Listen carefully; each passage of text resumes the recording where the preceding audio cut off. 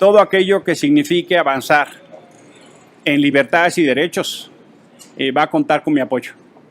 Sea una propuesta de Morena, sea una propuesta de algún otro grupo. El tema central es cómo garantizamos, cómo tutelamos, cómo promovemos, cómo protegemos los derechos de quien vive en este país, de quien transita en este país y de las y los mexicanos en el extranjero. De manera que si hay iniciativas, propuestas que signifiquen avanzar en derechos y libertades, yo voy a acompañar.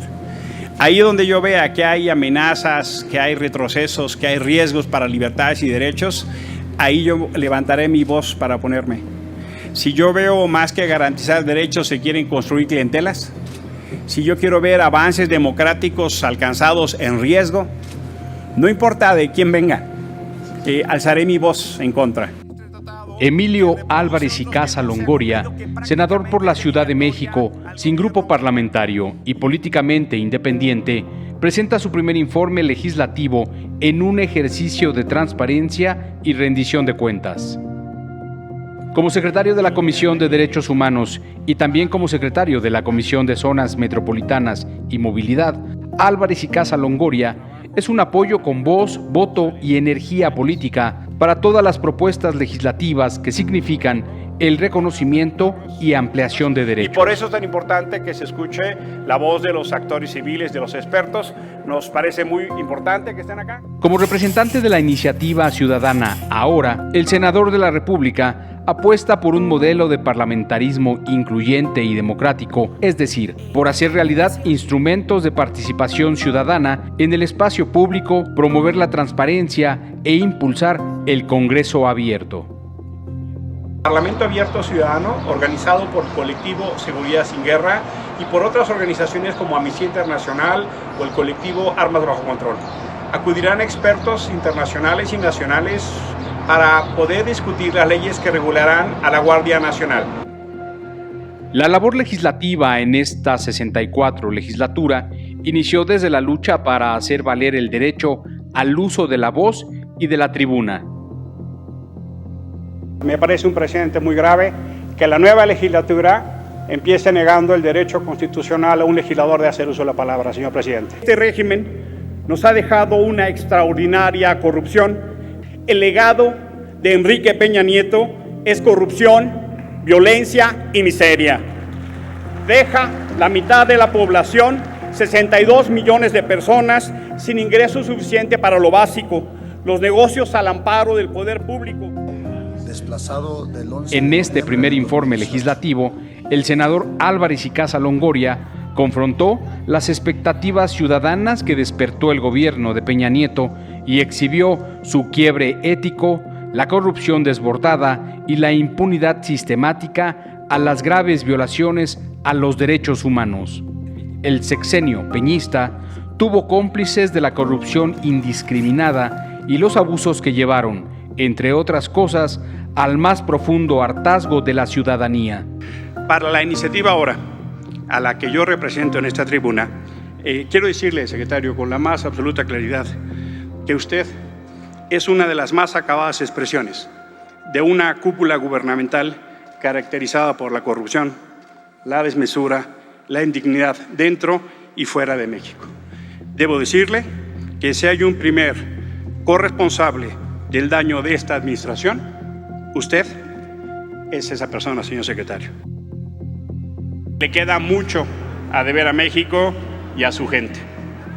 México, señor secretario, es un país rico, lleno de gente pobre.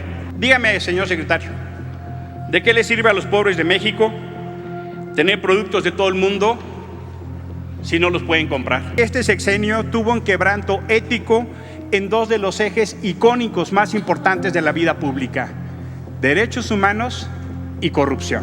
Ahí estuvo el quiebre que llevó a una caída precipitada en la confianza y en la credibilidad en este gobierno. En materia de derechos humanos se presentaron violaciones gravísimas. Citaré solo la tardía y luego artificiosa respuesta en la desaparición de los 43 jóvenes de Ayotzinapa y múltiples casos más.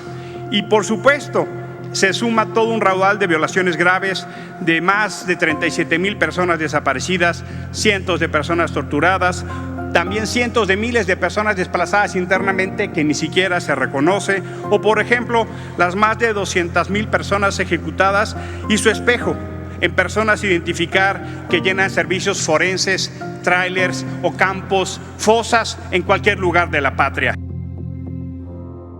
La iniciativa ahora ha documentado de manera sistemática cómo se han utilizado los cuerpos carreteros en el Estado de México como un fondo sin fin de corrupción para financiar elecciones.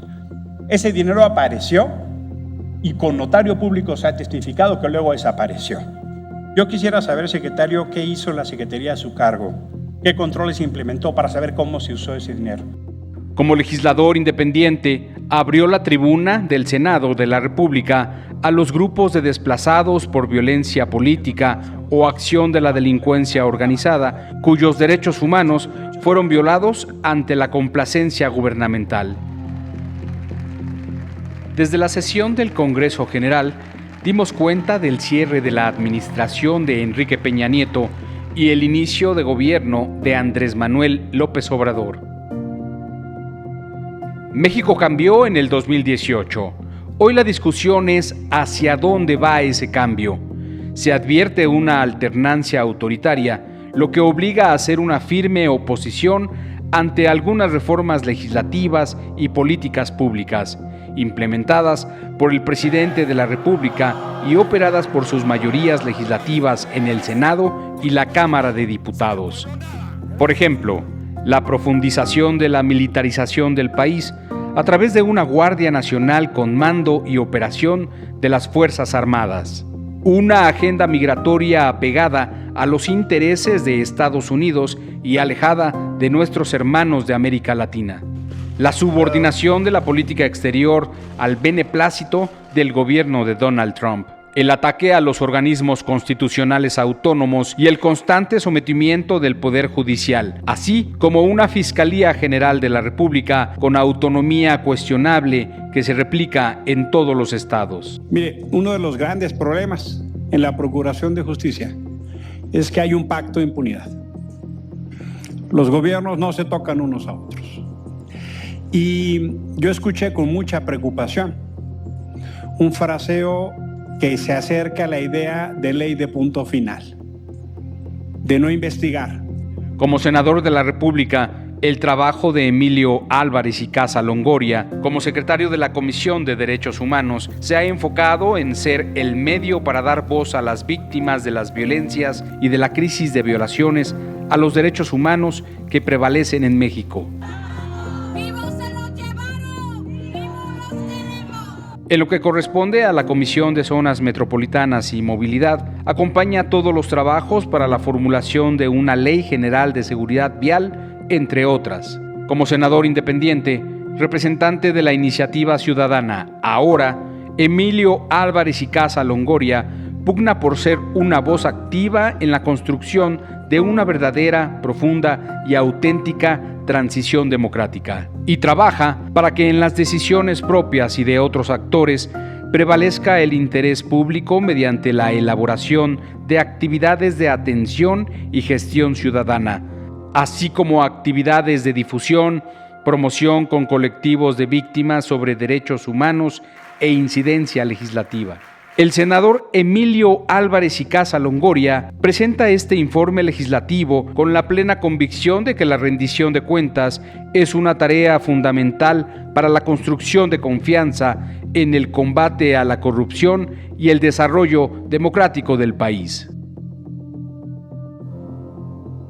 Desde el Senado de la República y en las calles con las víctimas y organizaciones por tus derechos y libertades.